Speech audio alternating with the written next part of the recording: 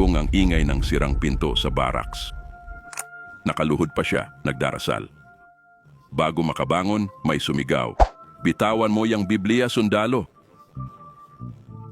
Kwartel to, hindi simbahan. Nagulat siya pero di umimik. Isa lang to sa maraming pang-aapi na tiniis niya. Tuwing luluhod siya para manalangin, may nangaasar. Yang Diyos mo di ka maililigtas sa push-up. Tingnan natin kung mailalayo ka sa bala. Tumawa ang iba, nangutya ang commander. Siya tahimik lang. Pinahiya ng matigas na commander ang binata sa harap ng buong platoon. Sundalo, kunin mo tong susi, iparada mo yung jeep sa harap. Tumingin siya sa susi, nahihiyang sumagot. Sir, di po ako marunong magmaneho. O sige, hingi ka sa Diyos mo. Baka turuan ka niya ngayon. Gusto kong makita yang himala. Sabi niya, tumatawang malakas. Tumawa ang iba pero ibinabalang niya ang ulo, pumikit at tahimik na nanalangin.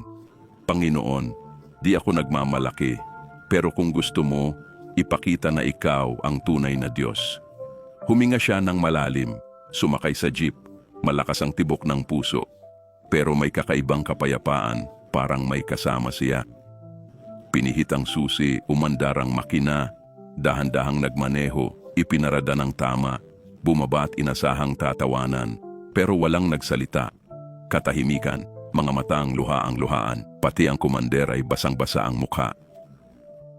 Buksan mo ang hood, tingnan mo mismo, sabi ng kapitan. Nanginginig ang boses. Lumapit ang sundalo sa jeep, binuksan ang hood at natumba. Walang makina ang jeep, wala talaga. Imposible yon. Ang dating ng aasar, ngayoy bumubulong. Gusto naming makilala yang Diyos mo. At ang binata, nagniningning ang mata, itinuro ang langit.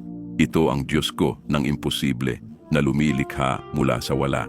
Aral, huwag maliitin ang pananampalataya ng iba dahil di mo ito nauunawaan. Ang imposible, di hadlang sa nagtitiwala sa Diyos na tahimik na gumagawa ng himala. Kung biro lang to, pinadala mo na sa lahat. Ngayon, ibahagi ito sa taong kailangang alalahanin ang lakas ng pananampalataya. Komento sa baba.